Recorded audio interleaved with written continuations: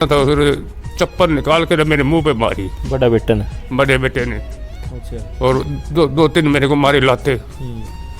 और उसके बाद मैंने कहने लगा निकल जा। फिर मैंने फिर वो छोटे रुपये महीने की इनकम कैसे करा? मैं 3 लाख रुपए महीने की इनकम है, तो फिर आपने इतनी इनकम है तो आपने उरे क्यों आना पड़ा? न्यूज़ देखने वाले सारे दर्शकों ने संजय दून चैनल की राम राम भाई। हाल फिलहाल आप आश्रम में मौजूद हैं भाई। शिव शक्ति का नाम पर नाथ आश्रम है भाई, ट्रस्ट है आसी बरवाड़ा रोड के ऊपर बाईपास के नीचे भाई। तो उरे की अभी अपने चैनल पर काफ़ी सारी वीडियो आने लग रही है। क्या तान लग रही है भाई? इस समाज का जो हाल चल रहा है इस खातर ये वीडियो आने लग रही है भाई। समाज में जो हाल चल रहा है वो बात आप ज़्यादा से ज़्यादा पहुँचाना चाहूँ। हाँ क्या करते हैं जो बड़े बड़ी हस्ती आपकी जाने में भाई को हम हमें बहुत बड़ी फर्म हाँ हस्ती इंजीनियर हाँ सॉफ्टवेयर हाँ जो कुछ है नहीं कुछ नहीं सब कुछ फीका पड़ रहा है भाई हटाने के बाद। और देख लेना आपने ही मैं पीछे दिखाऊंगा आपने ऑन सबूत दूंगा कैमरा में। ये बाबा जी बैठे हैं नुगा कर दे लिया कर पीसा कितना है लेकिन इज्जत मान मर्यादा सब का पुगानी बस की बात कोई नहीं। राम राम बाबा जी। राम राम जी। कितने बच्चे हैं आपका? 2 बेटे हैं जी। अच्छा 2 बेटे हैं। क्या कुछ करे हुए हैं?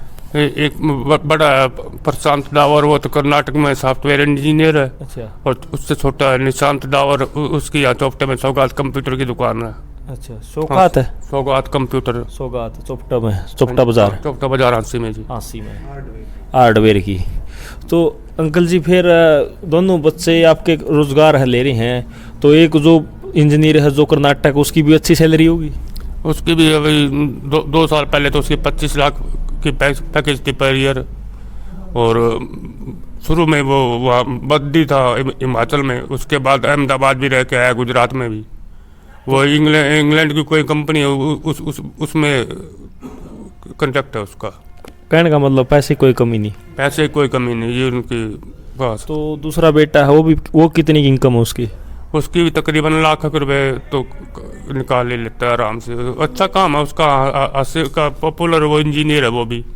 तो मतलब है दोनों बेटे की 2 से 3 लाख रुपए इनकम पर महीना? हाँ जी।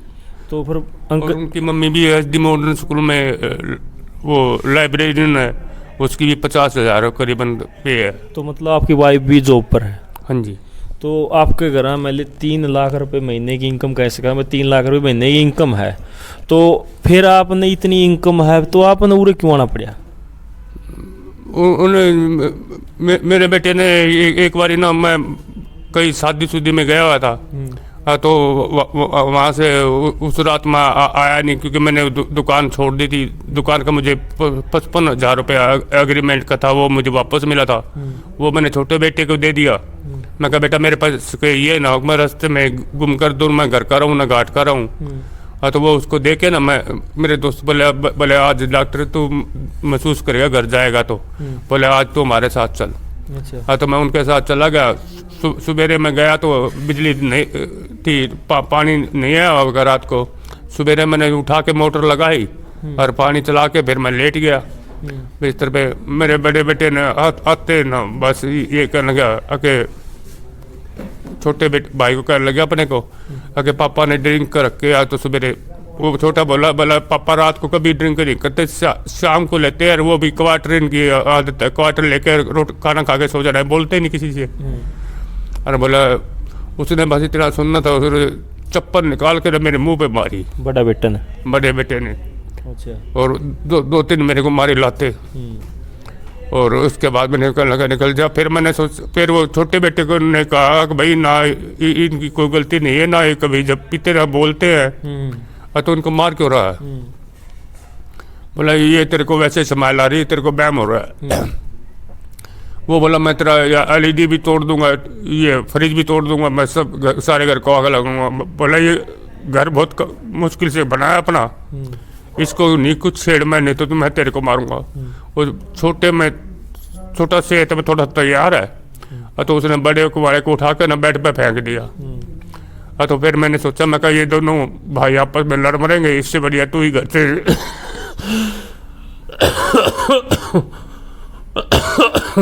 निकल जा।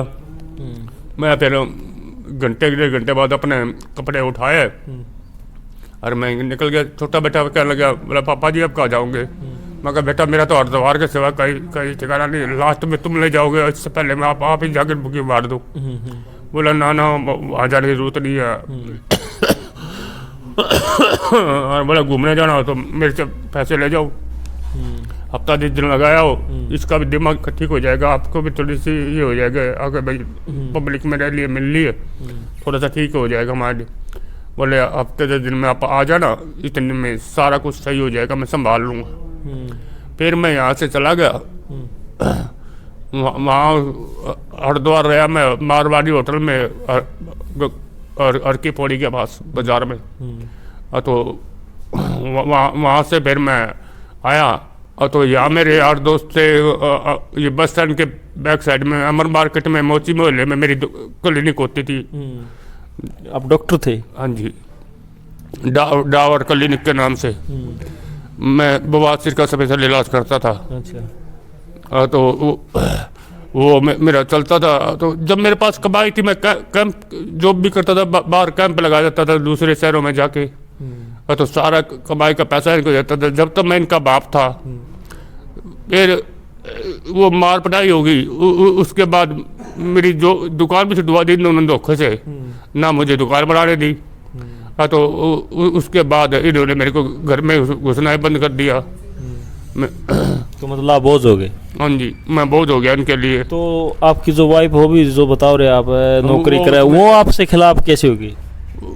वो SD मॉडर्न में जॉब करते जी, उसके भी वो भी जब मेरी शादी। SD मॉडर्न स्कूल है, कॉलेज?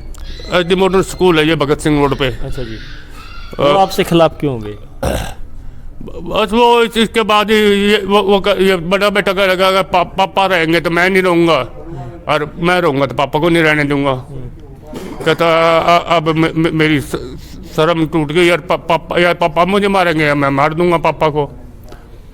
तो फिर इसकी मम्मी को बोली कोई बात नहीं, मैं तेरे पापा को समझाती हूँ, मैं इनको कहती हूँ कि भाई आप कहीं दूर रह लो, इनके साथ तो मैंने भी जिंदगी काट ली, मैं भी बुढ़ी हो गई हूँ।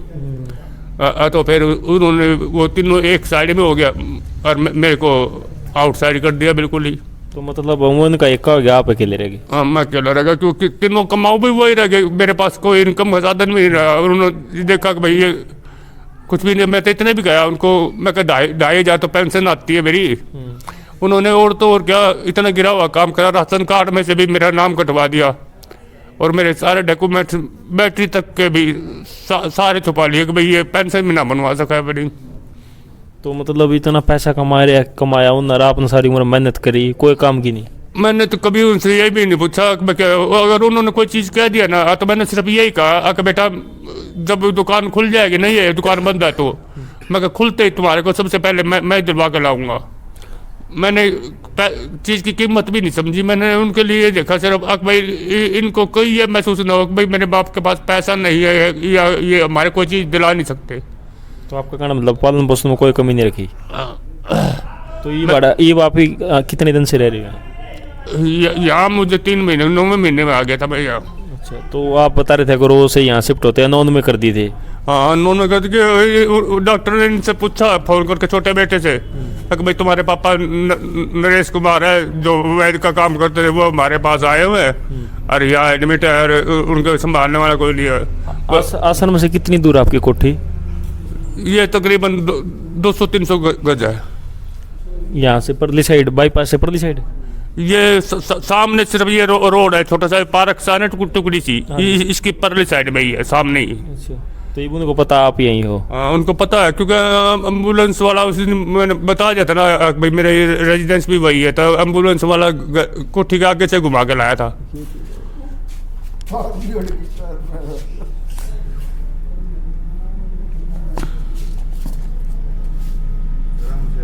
आराम से करे लगने खींच लो इसने एक बार थोड़ा सा, और आपको इस साइड आप पाँच गीत आ रहे हैं। कोई बात नहीं, कोई बात नहीं, चलो करो तो चलो करो चलो। तो ये बात ये बंद चक्कर ना करता भाई,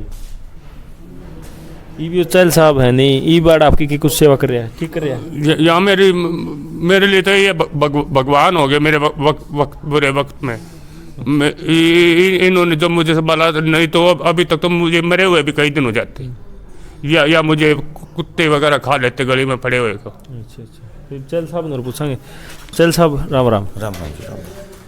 इतना पैसा कमाया बेटे ने, बिल्कुल जी, कोई काम नहीं आया, कोई काम नहीं है। कोई काम नहीं। तो ये भी खुद डॉक्टर थे, बिल्कुल जी, बिल्कुल खुद का करते न लिया, खूब कमाया पैसा, अरे अन्न नहीं रोटी नहीं। बिल्कुल जी, बिल्कुल सही तो बात। चल साहब ये जो ये हालात होने लग रहे हैं इन मतलब इस तरह के बुजुर्ग की जो कहने लग रहे हैं यहाँ पे अब हालात ख़राब होने लग रहे हैं, तो इतना पैसा कमानिया ने क्या कहोगे?